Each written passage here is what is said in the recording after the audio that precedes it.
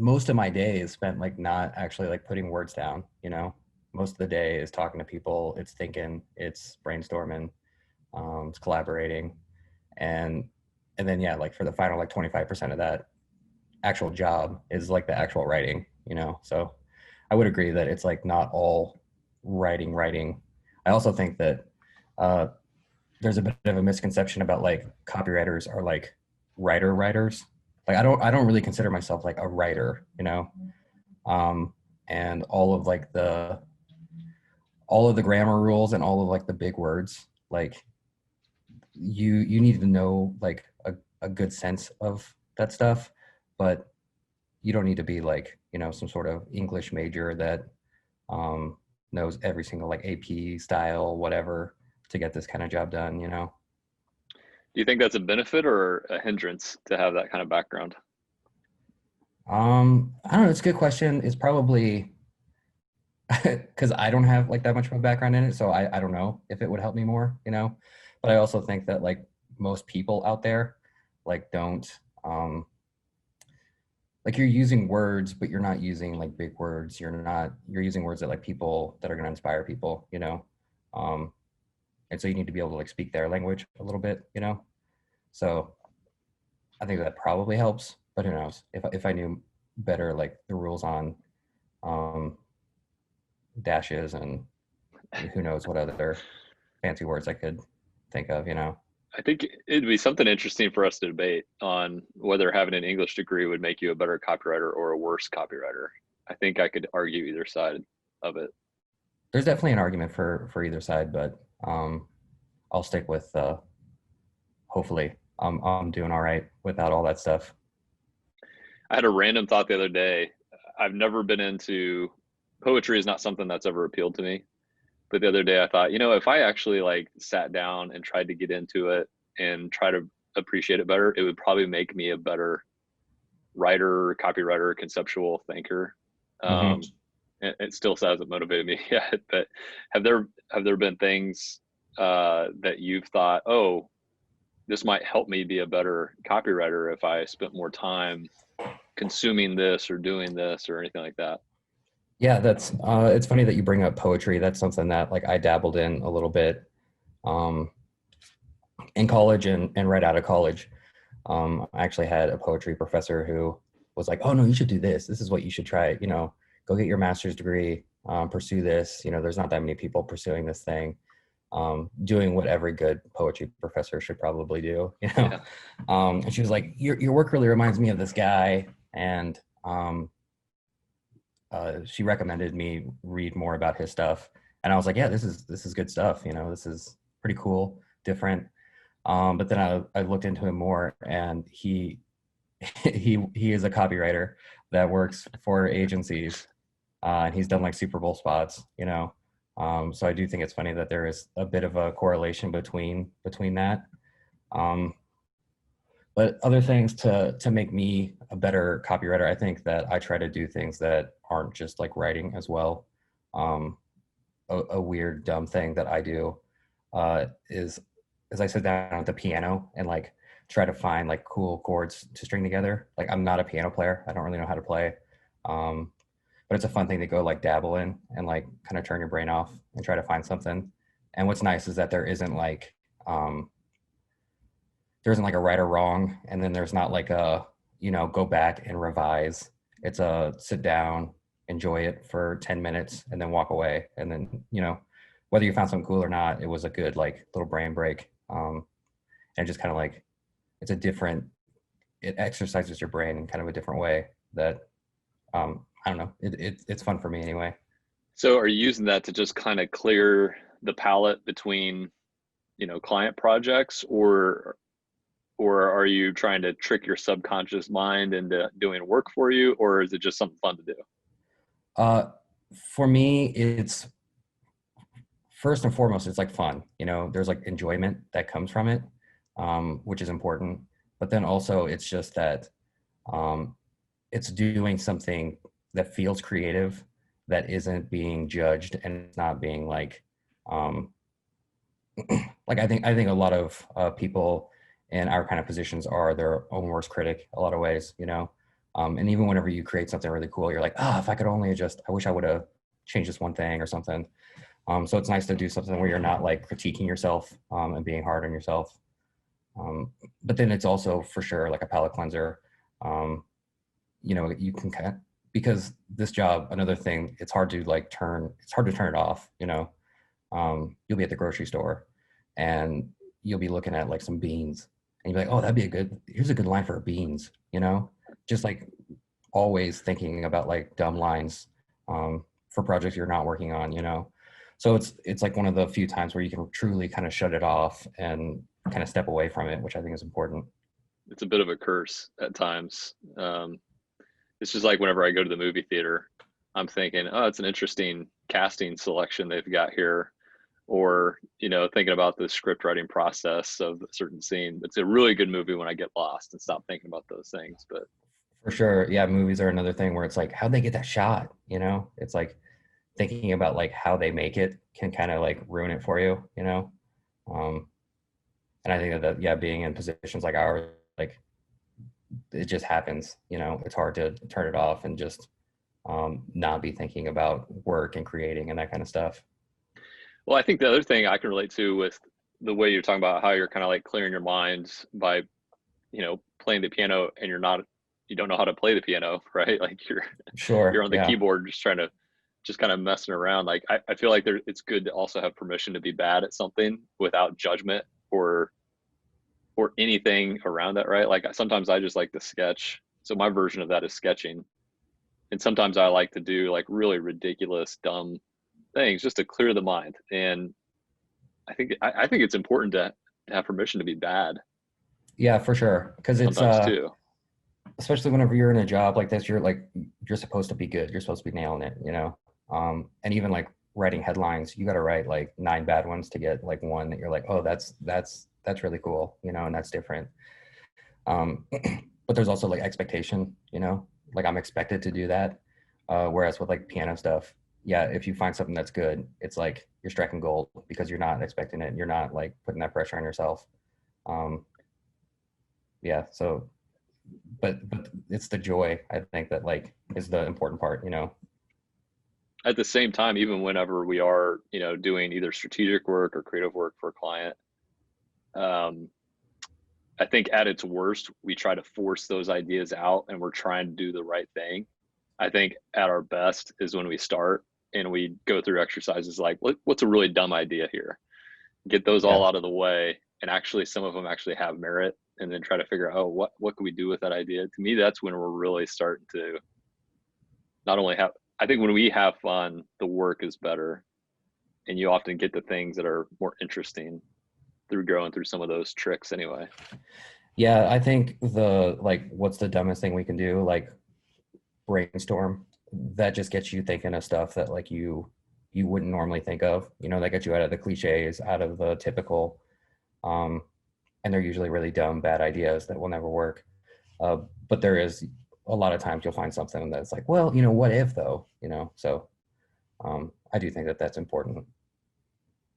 I actually posed that question at a workshop yesterday to a group, and they all laughed when they saw the question. Like, what's the worst marketing idea we can come up with right now? And they all kind of laughed and spouted out a bunch of things. And like instantly, like half of them, I'm like, half of these are good ideas. Like we could turn half of these into an idea. Yeah. Yeah, it's funny. I like the show Always Sunny, and I feel like half of their episodes is they like write a line down of something like, what are we not supposed to do? Like, what are these Hmm. characters like not supposed to do? Why, just the worst situations. And then they start there and then they work back like to create the actual story. But it is like a fun brainstorm thing to do. Well, the other question we'll ask ourselves sometimes is like, what would a competitor of our clients not be willing to do that we would do? And I think that's a fun one too. Or what would they not say, right? And that speaks to the copywriting side of like, what would they not say but we would say? Is that something we Yeah. want to emphasize? Or Yeah, for sure. I think one thing, just talking about like being a copywriter again, I like to talk about it like being a juggler almost, like because you want to like you got to say something, but you also have to say it in a way that is different from everybody else. But then you also have to say it in a way that only we can say it. So those are like three things right away. Um, and you typically have like 5 words to do it. Right. Yeah. So it's just like trying to keep all of those things up in the air, and make it work. So I do think that that's something about being a copywriter that a lot of people don't quite realize. Yeah. I mean, we all think for a living, but I'd say in your job in particular, as well as the strategy group, we're definitely thinking for a living. It's just what's the output of that look like? In your world, it's words. Hmm. Oftentimes, not very many of them. Yeah, for sure. Like, how do you Um, condense it down?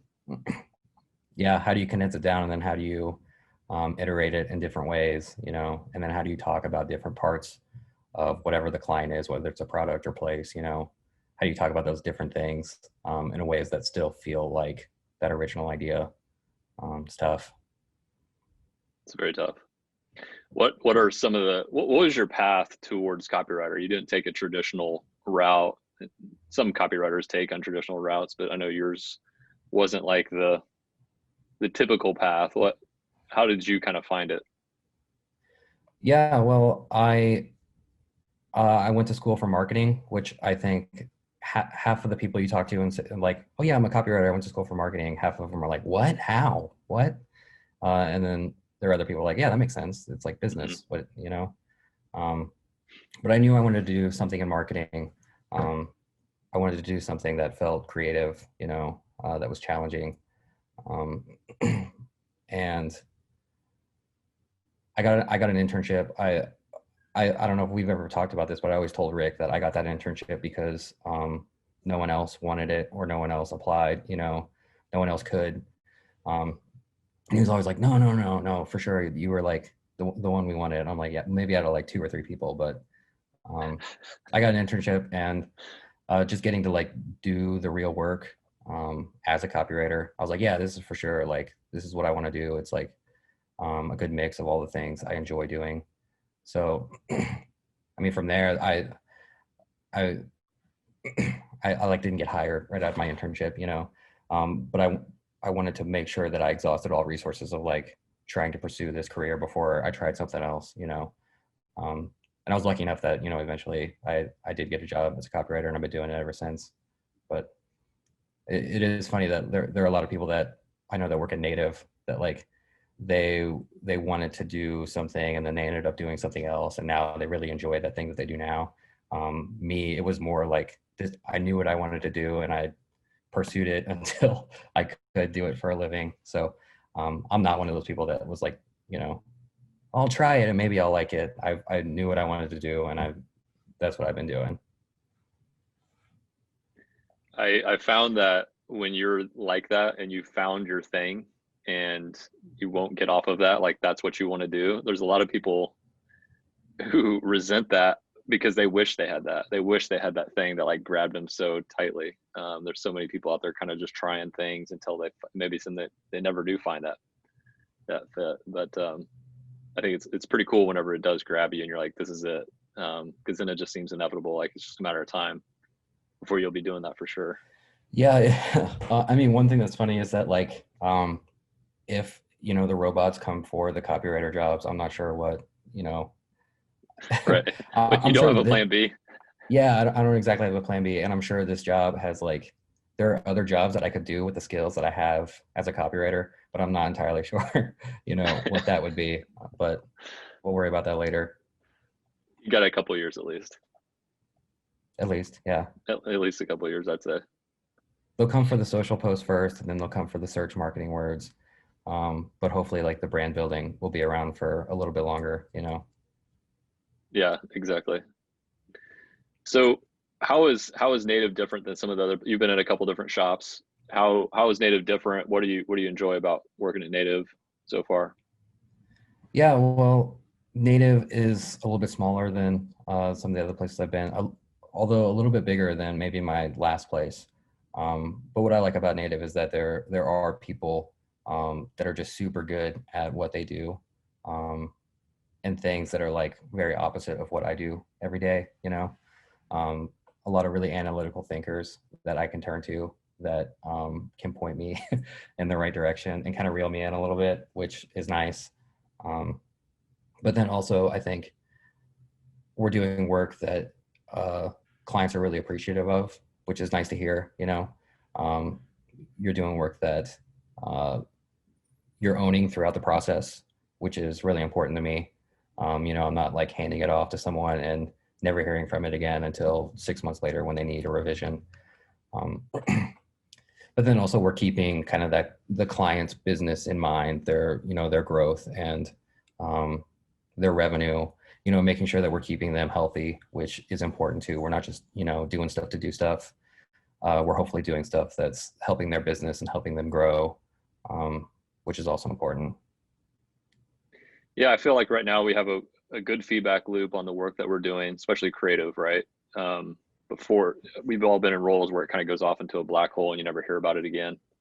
I think we have a pretty good feedback loop, and we're pretty close to our clients to where we know who they are. Most of them we know by name, and we can relate to what they're trying to do, and then we get to see on the back end like what it's doing for them. So that part's pretty cool. Yeah, the black hole, I always talk about it like throwing it over the fence. You like throw it over the fence and you hope that like the only time you like hear something about it is like if something went horribly wrong.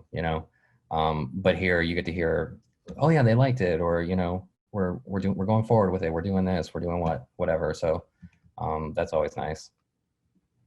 What's the work that charges you up the most? What's your favorite stuff? One, I like video projects. I don't know why, but just the nature of video is something that I've always enjoyed working on. Um, I think it's working alongside people that are, again, really good at what they do. You can give them some ideas, you can give them a script, but when it comes to like the execution, they know some things and they make it better. Uh, the other thing I really like doing, just executing on a brand story, when we create those brand stories and brand architectures, and then it's like, okay, well, what does it look like? Bringing those brands to life is something that I really enjoy. Um, the, I always think that that's just kind of like the fun work. Um, whenever you're writing those lines and coming up with those ideas of like, okay, we know like what makes them different. Now, how are they gonna like live that thing? Um, and that's the work that I really look forward to doing. And I've gotten to do it quite a bit here too. So that's cool. That's awesome. So we turned 5 years old as a company during quarantine, Hmm. um, which means we canceled our party for a little bit. But since you've been here, are there any stories you're more likely to share with friends or family when you talk about where you work? Yeah, it's a good question. I don't talk a ton with friends and family about work. I don't know if you do. Like, it's just something like my mom will ask me. She'll be like, "Well, what are you guys working on?" Um, and I'm like, "Oh, not much." But then like I'll rattle off kind of like what I'm working on, and it's like, man, I'm doing quite a bit here. Yeah, And then you mentioned stuff like University of Kansas Health System. It's like this like huge thing in Kansas City, you know, and you're like, yeah, that is like a really big deal. But typically, what I tell like friends and family about like what's cool about Native is um, the kind of fun stuff about like the debates. I sent like my family a picture of like me wearing a dumb like robot helmet and like going to work today, and I think that's something that they like get a kick out of thinking that like, I don't have like a real job or whatever. Um, but they've always kind of thought that, I think, the fact that like we go to work and wear t-shirts and jeans, um, and I write words for a living. So